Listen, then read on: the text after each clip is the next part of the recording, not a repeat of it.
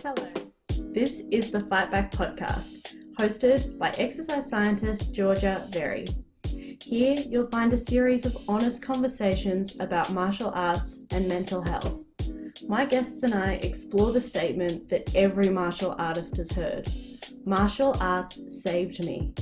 How and why do combat sports save people? Listen to find out. Welcome to the Fight Back podcast, Donna. Everyone, I am here with Donna Lyon, who is an academic producer and the founder of Wrte, which I'm going to get her to explain to everyone. Donna, first things first, I want to ask you, in your experience, as well as in your experience working with survivors in the program, why do you think people would say boxing saved them? Hello. So firstly, I probably would want to unpack the concept of being saved and using something as from a survivor's perspective. I think it's problematic when we look at things to save us, because one, it infers that we should be saved and that we need to be saved. Meaning that we've got a problem and defective in some way. Rather, I think I like to look at it as a recovery and a healing tool.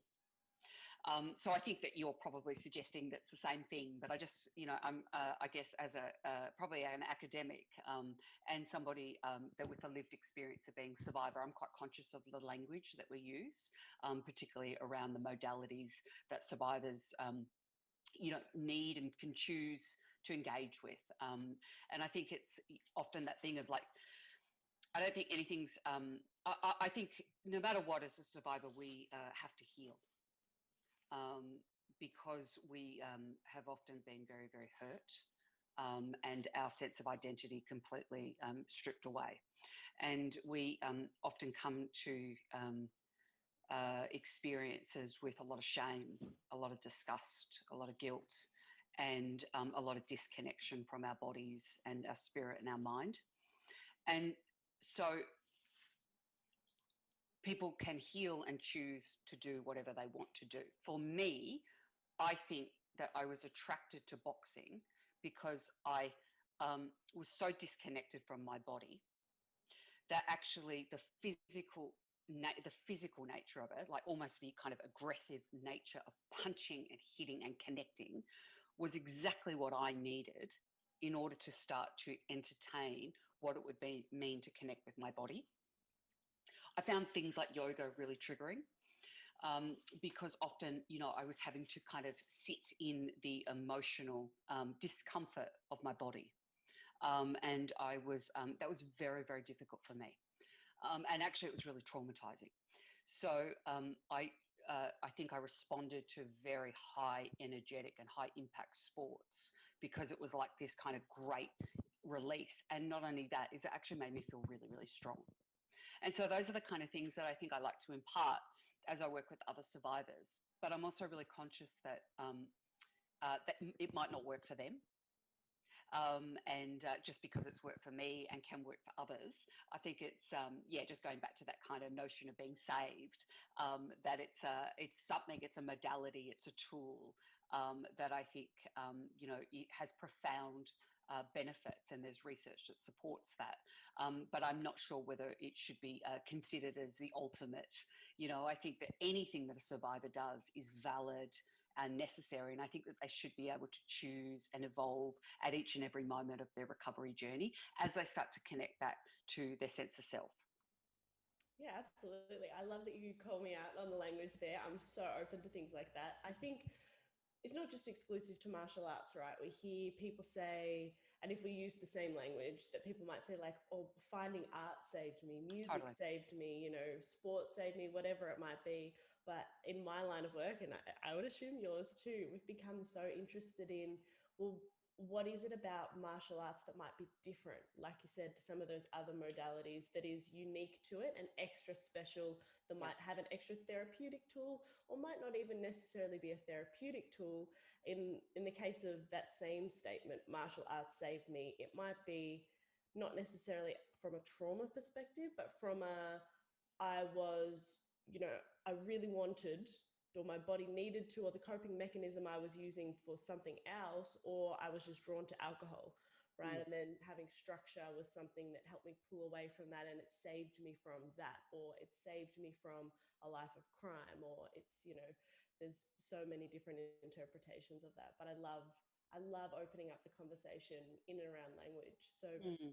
Yeah, and I think absolutely. Like I think that, like with anything to do with where your body has an opportunity to express itself. So, for example, art and music is a way that we express the hidden language of our mind and our body. And equally, I think that sport through kickboxing or boxing is a similar thing. It's a meditative dance.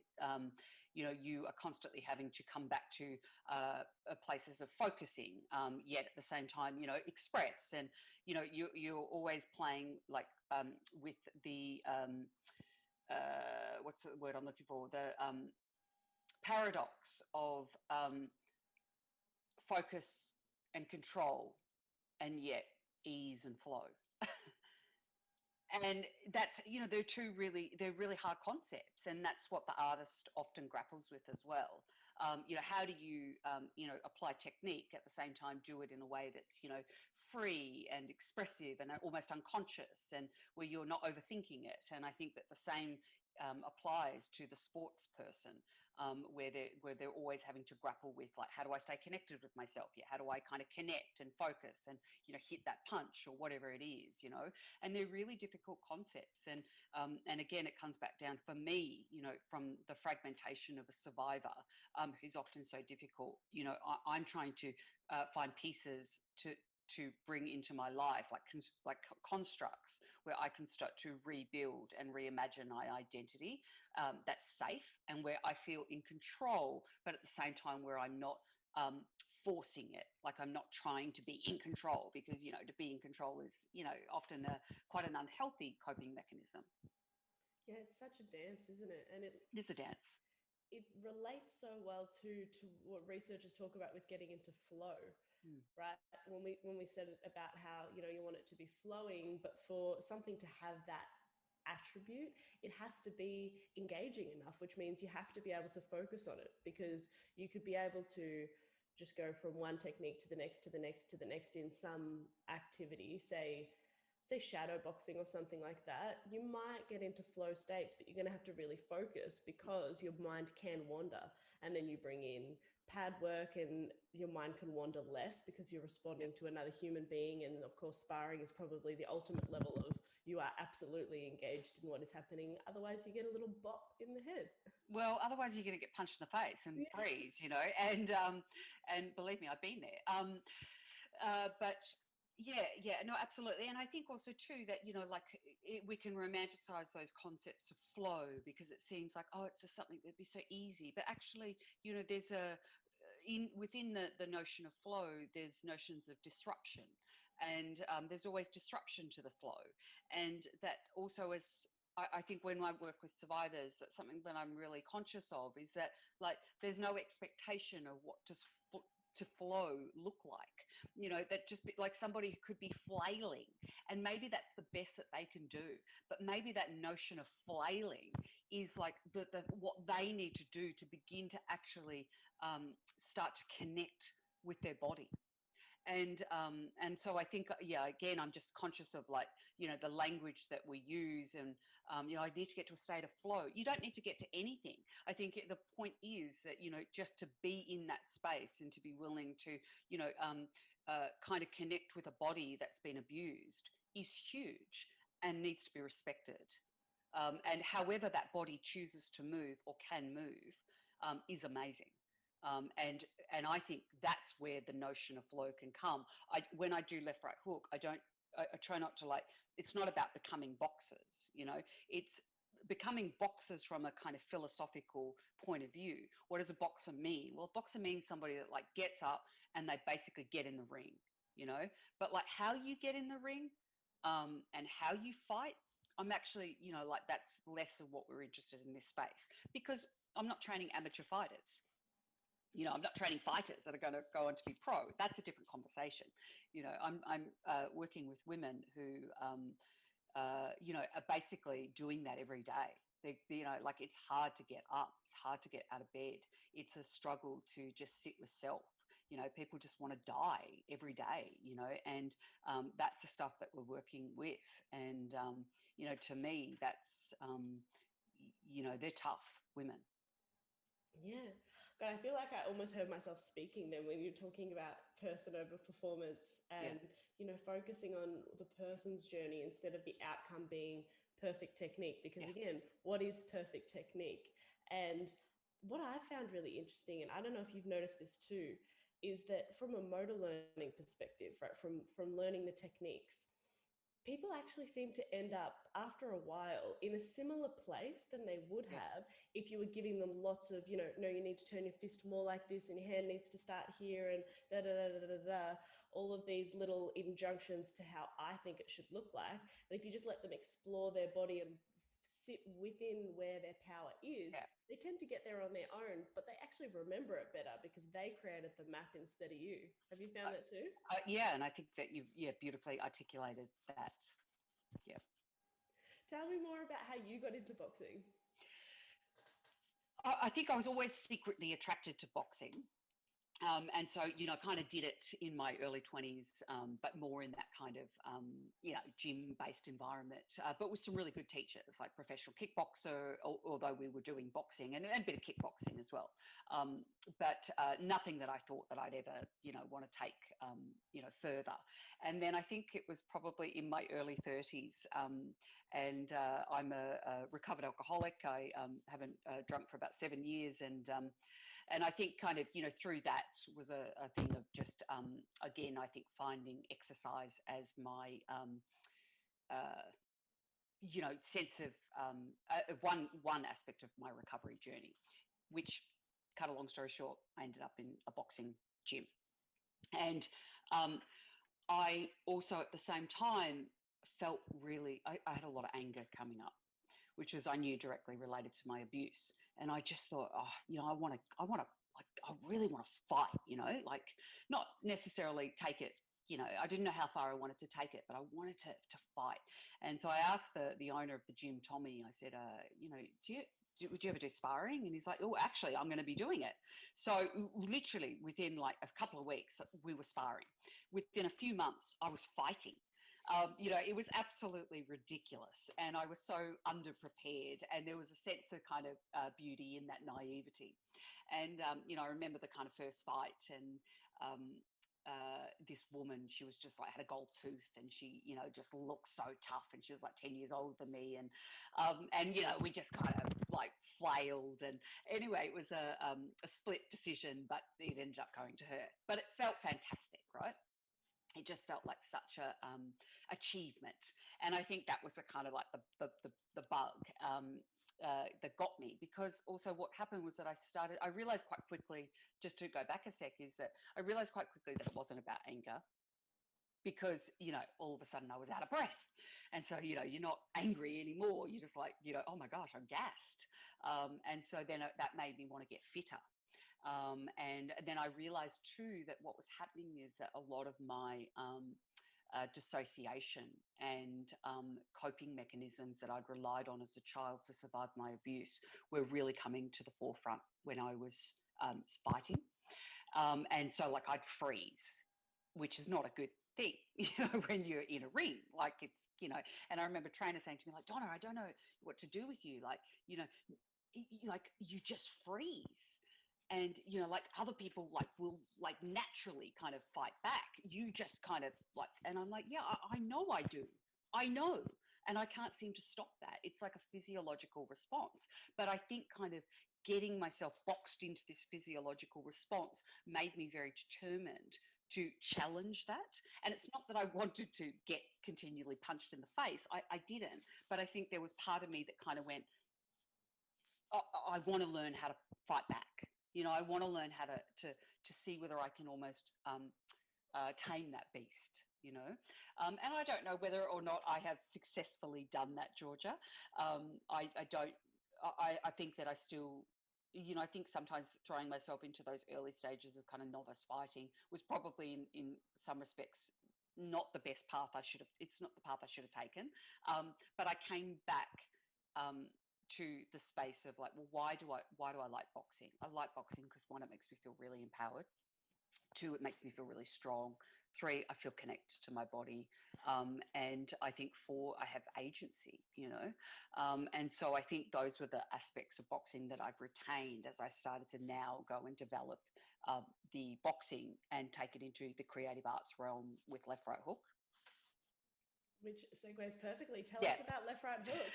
So at that end of that kind of novice fighting, where I kept kind of losing, and I think I had like, one win, and the rest, it's kind of like really beaten. And it was like, okay, like, why am I doing this? Like, that's great that I'm getting out there, but I knew deep down that I didn't want to be a pro or anything. I didn't want to take it to the thing. And so there was this kind of compulsion of like, well, I want to win. I really want to win, because that's affirming. But as soon as I took it into that competitive space, it became very different. So I went, okay, maybe that's just not where I need to be. I don't need to be in this competitive space. I'm nearly 40. I'm not trying to be this pro boxer. Like, that wasn't why I was doing this. Why am I doing this? The empowerment, the agency, etc. And also, because it had been such a liberating aspect of my recovery, particularly to do with my sexual abuse, I wondered what it would be like to work with other women who were like me. And because I have an arts background, I thought, well, I don't just want to do boxing, because again, like, I'm not like, I didn't feel good enough. Like, I'm not like, I'm not as skilled as you, for example, right? Like, I'm not a professional. I don't have that kind of, I feel like I'm a bit of a try hard, right? But I know how to like box. I can get in the ring and be brave. Okay, well, that's good. Well, why don't I bring writing into this and mix these two modalities that are totally opposing and see what that's like? So what if we basically sat around and we wrote about our trauma through using a prompt that was something to connect ourselves and how we actually hid our trauma, and wrote about it, completely free writing, unconscious, shared it, and then basically put that aside, and then I just taught them boxing. And we basically then get up and punch and, obviously learn foundational skills of boxing. But I think the ultimate point is it's basically getting women to locate healthy aggression and just punch the shit out of the bag.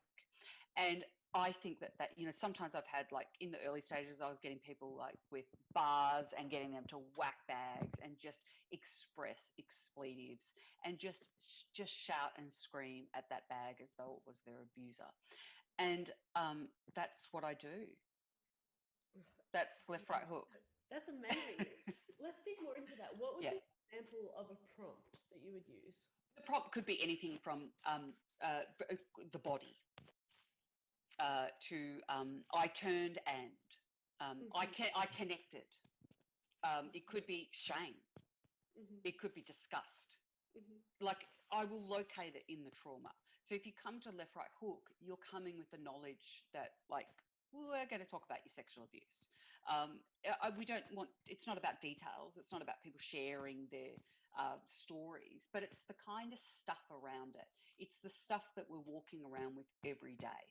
And people, and because we're unconsciously writing, and it's only for like 10 or 15 minutes at a time. It's not necessarily like clear narrative. It's quite fragmented, quite broken. Some of it can be poetry. Others can be just a brain dump. For others, it can be a bit like spoken word poetry. And it's not about being a great writer or anything, but generally it's antagonistic and particularly pointed to people being able to safely express hidden trauma with a bunch of other survivors. What does it mean to unconsciously write? How, if someone's at home maybe thinking like, that sounds like a great tool, I want to use more of that, how do you get yourself to just write without thinking? What it means? Exactly. So it's a very common creative tool that has people have been doing for years, and it's literally just opening up a journal, and either you might use a stimulus, so like the prompt that I'm have said, or you just might start writing, and it is just you just write. And what happens is if you get stuck and you can't think, we have a little kind of thing which you have to keep writing, which is what I really want to say is, what I really want to say is, what I really want to say is, and you keep writing that out. And sometimes you might have a page of that, and then what happens is that it actually just starts to unlock the next thought or whatever. So does that make sense? So it's quite yeah. And I think what you'll find is that it's we all know how to do that. Like it's not like a magic thing, or that you have to come from an arts background to do this. You could do this tomorrow, right? And you just write, and it's quite fascinating. And I think people over time, people start to go, oh, I didn't know that I was thinking and feeling that, because survivors are often, particularly survivors, are often so disconnected from their selves, the way that they think and they feel. And so I wanted to make that explicit. And I think we do that through writing. Yeah, I love what is it? What do we write? I'm just going to keep writing. Yeah. What I really want to say is. Oh, what I really want to say is. Yeah. And I think I took that from a kind of another woman who's in the US that has a book called Writing Ourselves Whole. And her name's Jen Cross, and I'm pretty sure I got it from her or somebody, because there's lots of stuff online. Yeah. And I liked that, and I think that's just been something that we've Yeah, I love that, because when I imagine, of course, we're always relating things back to ourselves. So I'm even imagining, okay, if I was journaling and I just had to keep writing, I think I would get to a point, and I do, when I would just not have anything else to say. And that tends to happen quite quickly. Yes. So to have a prompt to keep... To kind of push past that. Yeah. And then, obviously we give ourselves a time limit. And it's, absolutely amazing what comes out, and again, it's not about sort of writing profound pieces. It's really about giving an expression, just like the boxing is, to the words. And then it's about saying, okay, now that I've done that, now then how do I give an expression to my body? Because I think I see that they're both very connected, the mind and the body. And that, boxing in a sense addresses one aspect, which is the body. But I think that for a survivor, that we need to do both. We really need to look at creative, imaginal realms with how to deal with our trauma, but we also need to, do stuff with our body as well. That's physical, and that connects, and I think shifts that trauma. And I think for me, I guess I was curious about, well, what would it mean to actually pair the two things together at the same time? That would be really unique. And in a sense, it is. Yeah, I think it makes a lot of sense to go from journaling to boxing. And something that's stuck with me recently is, so Mark and Mariah run a program called Trauma-Informed Weightlifting as a subset of the Justice Research Institute in America. And so where trauma-sensitive yoga originally came from, there's now trauma-informed weightlifting. And they talk about an emotion needs a job. And so if you imagine journaling and bringing up anger, or grief, or all these heavy emotions, and then just sitting with that, that's crushing. But if you give the emotion a job, right? The job of this anger is to fuel me hitting the bag. Then all of a sudden you've transmuted that energy into something that can become really healing. It's already healing bringing it up, and then we're going to push it somewhere else. Exactly. And I'm loving the way that you are articulating that. And I'm going to, because that's exactly how I feel, and you've just said it so perfectly. And I think that that was the other thing, is like because journaling as well. And I think that's why, coming back to the kind of savior thing, there was lots of things that saved me, right? Like I was a really so deeply depressed and suicidal and, damaged. Just thank, God, really, that I started to, get sober and find positive, healthy tools. Boxing's one of those tools, just as therapy has been and continues to be, and lots of different things. But writing as well, journaling, was a tool. But it was exactly what you said.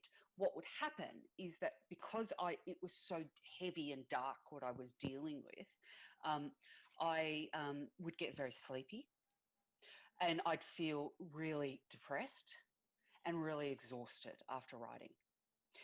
So then, so that's why that giving that the emotion the job through the boxing is really important, I think, because it doesn't leave it there.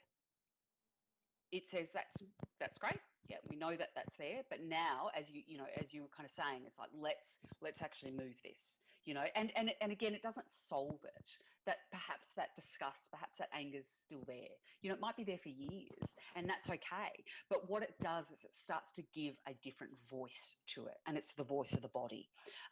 Yeah. So I think anything that's trauma informed in that way is wonderful, because it's always about giving that person that sense of agency to work with what it is that they've got within them.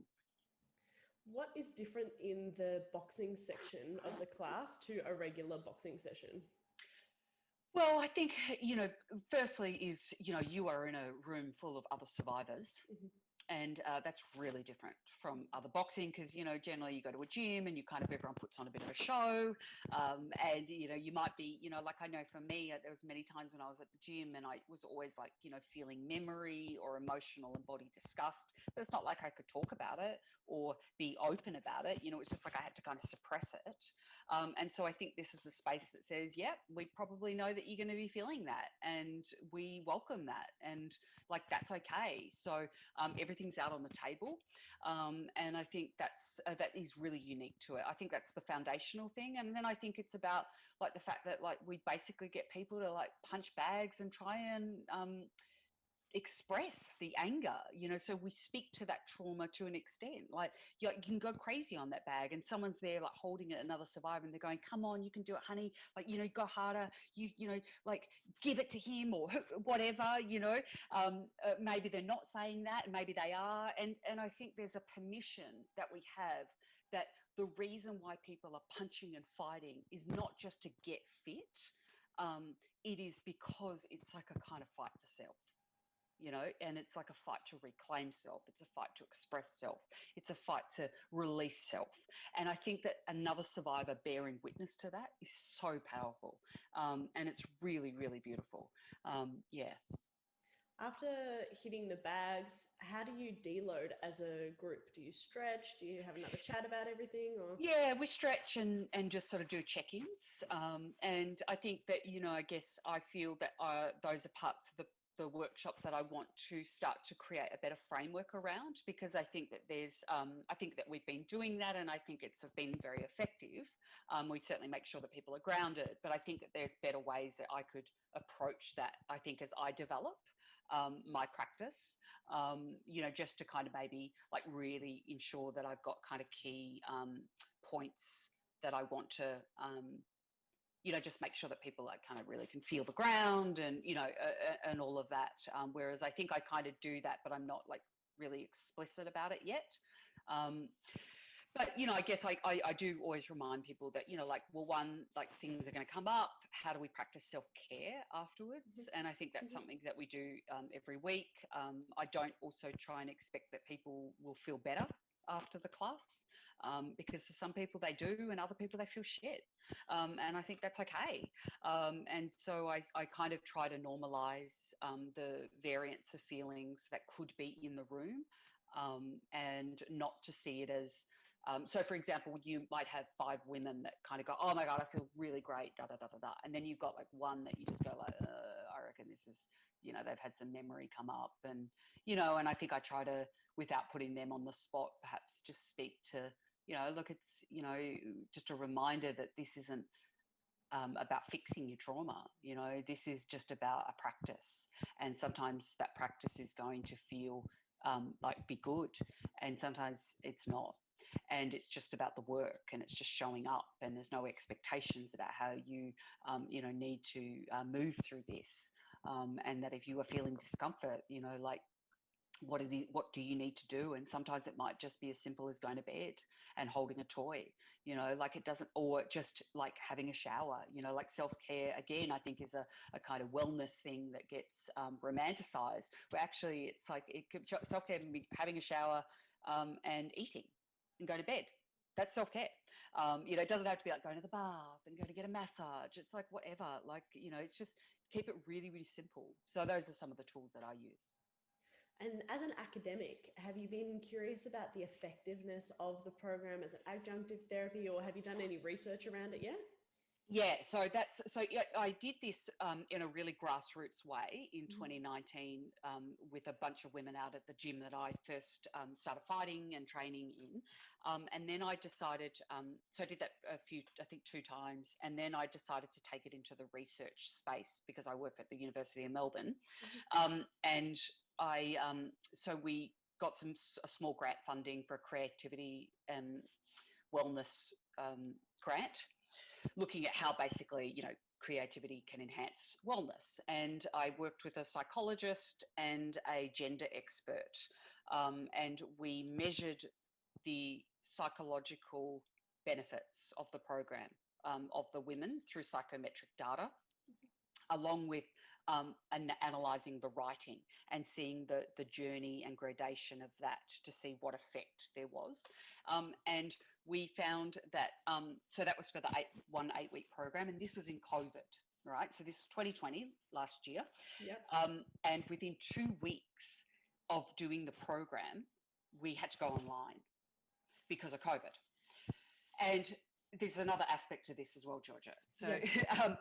We not only did the research, we did a mixed methods research project. So basically we went, okay, we're not just going to do psychometric data, because I actually think that there's something really quite hideous about that on its own for a survivor. It's very traumatizing and makes them look like an object.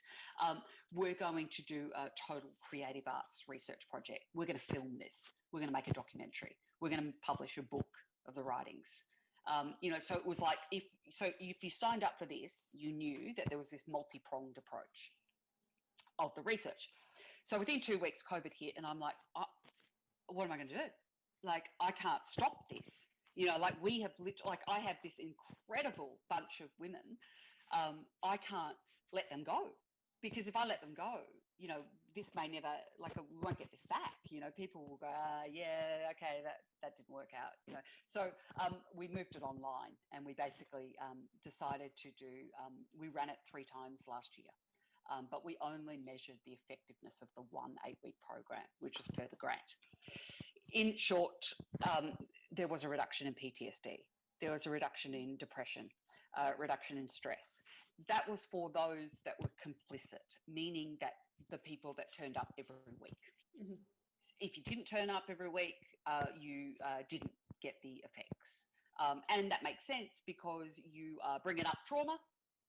And if you're not really working through it in a kind of committed, way, and I don't mean that as a judgment to anyone that wasn't able to go, because these things happen, then, you're kind of also sitting with that trauma.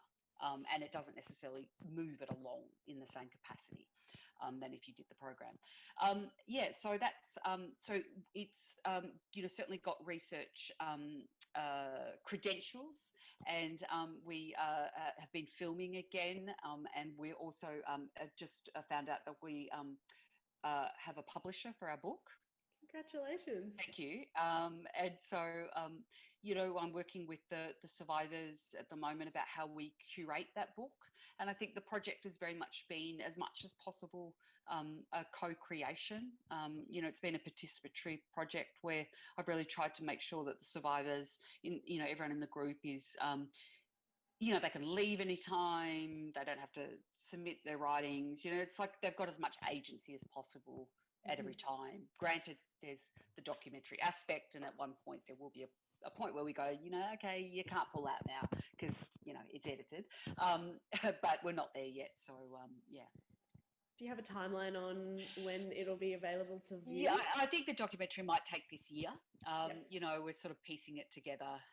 And I think I feel very nervous about that. I'm on camera as well. I hate it.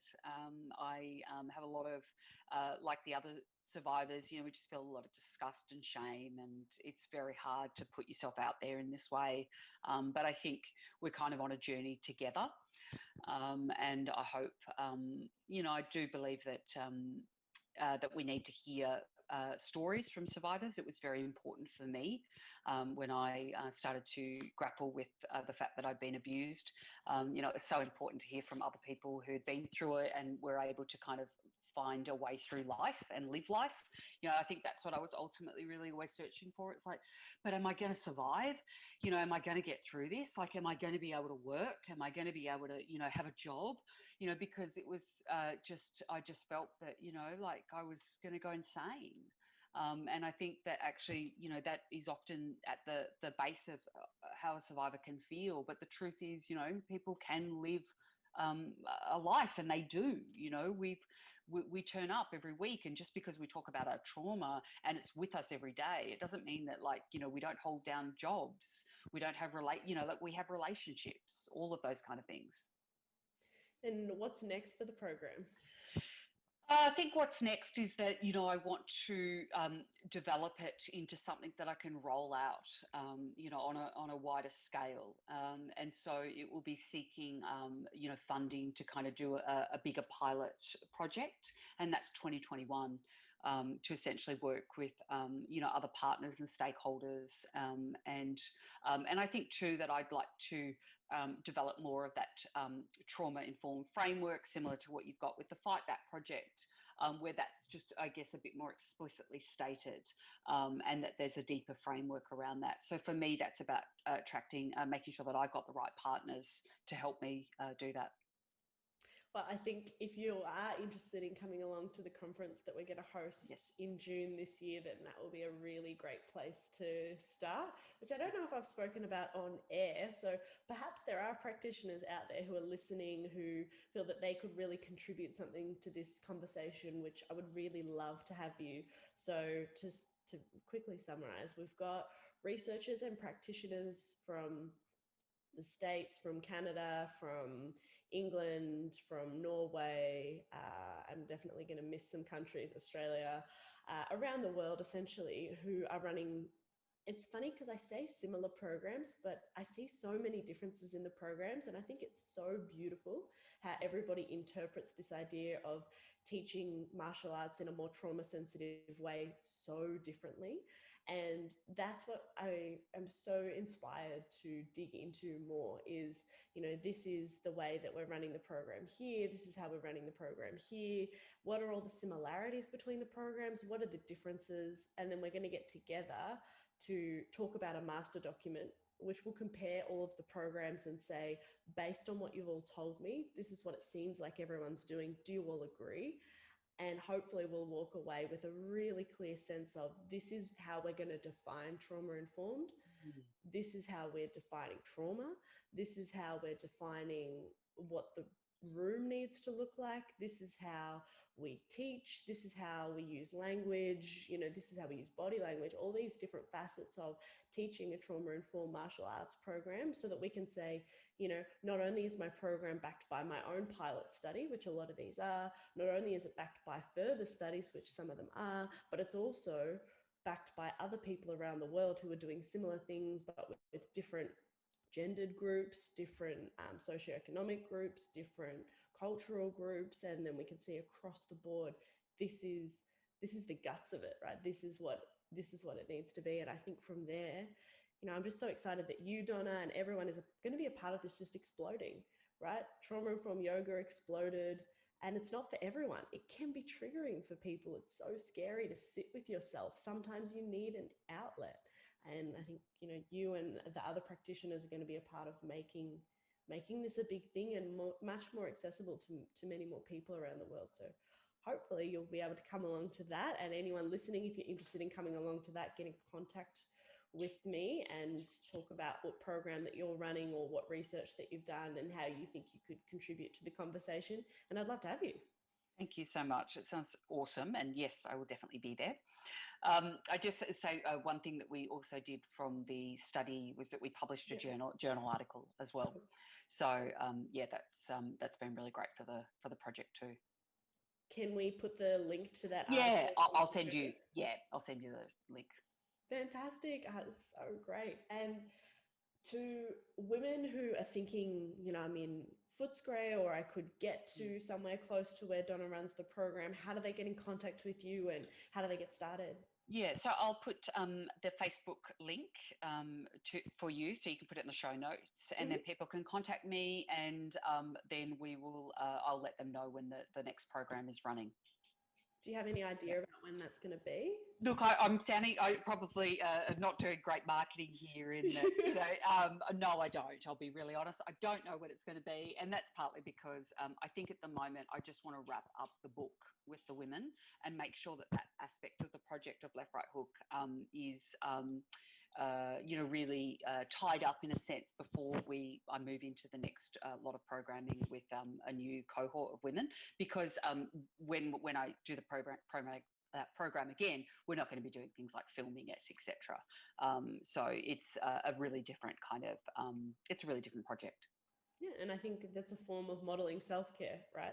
We would be quite hypocritical to come out and say, I'm going to run myself ragged, trying to do too many things at once, not looking after myself, but come and please make sure you do look after your self-care, right? You have to model that as well. And so I think that's really that's so true.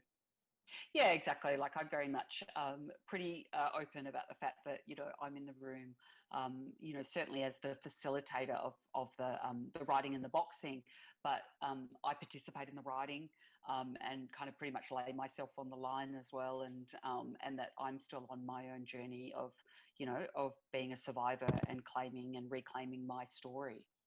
Yeah, it must be so powerful for everybody in the room. Just imagine. Yeah, I think it is. And I think that's why the project works because, even though sometimes it's difficult to, probably walk so closely alongside the participants, I think there is a deeper trust there because I think that people who have survived sexual abuse do understand each other in a greater way. I'm not trying to position myself as a therapist or I guess, yeah. Yeah, absolutely. And I think, even if someone's listening to this and thinking that you're in some country that doesn't have programs like this and you want to get involved, you don't have trauma.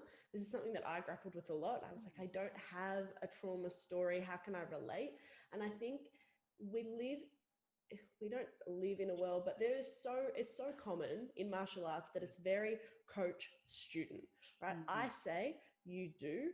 And I say, and sometimes I'm not even doing with you, right? I'm just speaking words at you, giving instructions. When I teach, when I facilitate, I don't even say teach because I do everything. It's like meditation for me. I get so much out of facilitating classes because I'm involved in every part of what I'm doing. I'm just speaking out loud to what I'm doing as I go through it. And you can choose if you want to copy me or do your own thing or kind of follow along with my guidance. And I think that dynamic is so different to me standing out here and say, left, right, hook, left, right, hook. And doing nothing, especially through Zoom, right? You're teaching through Zoom. You could easily just sit at your computer and in your trackies, or you could box in your trackies, but not in your workout gear, just sitting there telling people what to do. But if you actually get up and get involved with people, then they feel that. That's different too. Yeah, I agree. How can people get in contact with you if they want to follow you on social media, etc.? So I think the best thing to do is for me to put the Facebook link in the show notes of Left, Right, Hook, and people can message me directly. I'm always up for a chat. I can always meet people for a coffee as well. And and I'll put the site there. Fantastic. I'm so excited for people to get in contact with you more. I'm looking forward to reading the journal article because I haven't read it yet, and having you be a part of the conference for trauma-informed martial arts. Thanks so much, Georgia. Absolutely huge respect for what you're doing, and it's great to connect. Have a great day. Yeah, you too.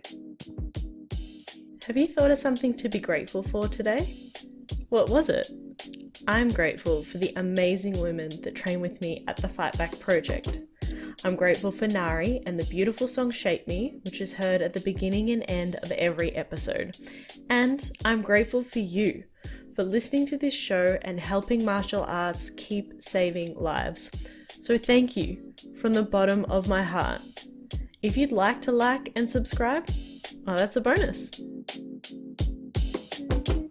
need to know that nobody shapes me but me.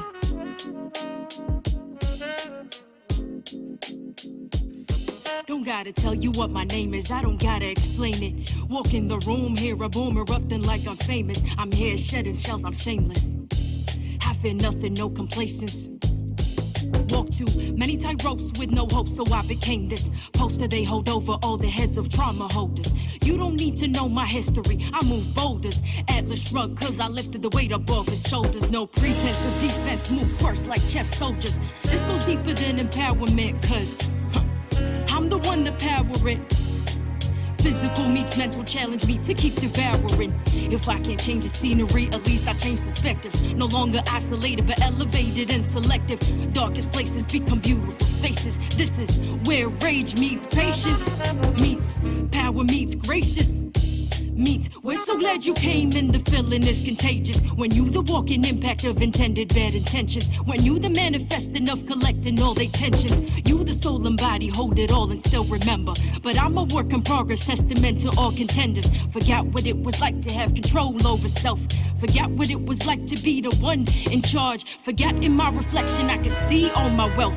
Forgot that with my bare hands I break all these bars, barriers and obstacles. They can't cage me, they can't chronicle all my experiences and reduce them to appearances. When I was truly beaten, gave myself clearances to fall down, mess up, and get myself back up. I'm not looking for clovers cause I don't believe in luck. Damn, you were badass, I heard them say it clearly. Why thank you very much, I know now I'm not weary of what's next for me. Cause I expect to see growth like I was planted, watered, fed, and bloomed to be. The positivity and accountability, knowing they won't step if I'm the agent of my agency. I think I found my voice again, huh? I think I found my voice again, huh? I'm not sorry, you're the end where I begin. Boundaries, I know them well. Take a breath and meditate. Who is she? I know her well. Now I get to open gates. 1, 2, 1, 2. I don't need your permission. And if you get uncomfortable, then use your intuition to know that I won't stay where respect is ever missing. And everything I do, that's me making decisions. It's truly underrated, the value of self-worth. Forgot that I was rich from the moment of my birth. A penny from my thoughts, no really, you can't afford it. You cannot buy my story, rewrite it, or record it. You cannot buy my story, rewrite it, or record it, huh?